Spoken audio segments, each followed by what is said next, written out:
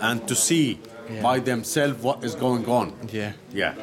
You see, in this area, you are facing one of the biggest settlements in the heart of the city, and they call it Abraham Avinu settlement. You see, the big part of the settlement, it's behind this building. They built it on the main vegetable and the fruit market. We used to have a big market selling in big quantities, in boxes, to stores in Hebron and Hebron district. It used to be for the whole region. What the Israeli done, they shut it down, kick all shopkeepers from the background. They built in a huge settlement, so many buildings and so many floors, and they live in them right now. It's not enough what they done over there. If you look up here or focus your camera on this building, it used to be as well for Palestinian. They kick everybody outside, and they did join it to the settlement, and it was in the old days 2 floors. What they done, they added another floor on top, which is not their properties. They don't own it. It's not belong to them. Palestinian, they did sell it to them. And the thing is, we done this metal net, a kind of protection, because they keep throwing all kind of garbage and the trash on top of us. And sometimes it goes further, more than that, by pouring the people liquid, dirty water, bleach, urine, sewage. They piss in the plastic bottles and they throw them on us. And all that happens in front of the soldier's eyes. Here is the soldier facing you. Military army watching tower on that building.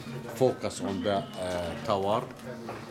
And you could see the flag on your right hand side up there, and so many soldiers over there come in this area, This area, facing you up there. Did you see them? Yeah. And if you turn your face to the other side, you could see another military army watching tower over there. That means all the harassment happens in front of his eyes, the soldiers' eyes. Sometimes we ask them at least to stop them, give us a chance to live in peace or to live a decent life. They ignore us. Big pressure is to take over and to kick us outside here. But we are strong. We got used to all this, and we are determined to stay. We are not going to give up as long as we live, because this is our homeland. And you see, these stores, it means a lot to us because it got generations. Like I came down here when I was 7. I'm 57, going to 58 soon. I've been coming to this store for the last 50 years. And the thing is, it's not easy just to leave it for them. You see, my father, he spent all his life here. His father in another store facing us. My kids grown up here. My grandchildren, they visited me here. And it wasn't like that in the old days. It used to be crowded, busy, active.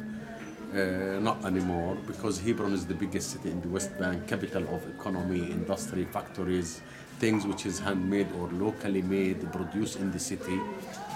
And everybody that used to come from the old days, from all over the West Bank and from Gaza Strip, Bedouin, villagers, they used to come to buy their goods, to collect whatever they need, to do their shopping, to pray in the Ibrahim Mosque, and to leave late in the afternoon and the evening. Not anymore.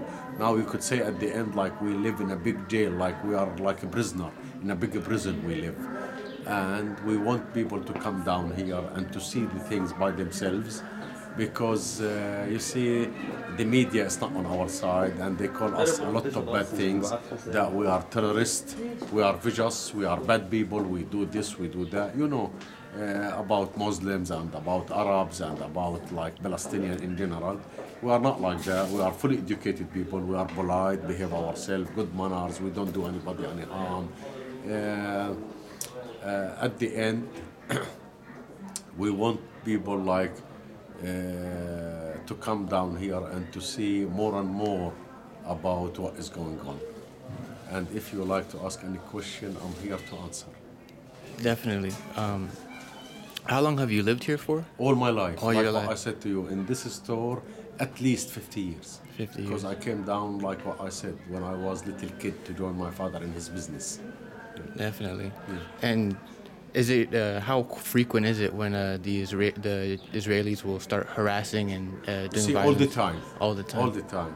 We had at the beginning like the first Intifada, after that the massacre 1994, and after that the second Intifada, the year 2000. They made it like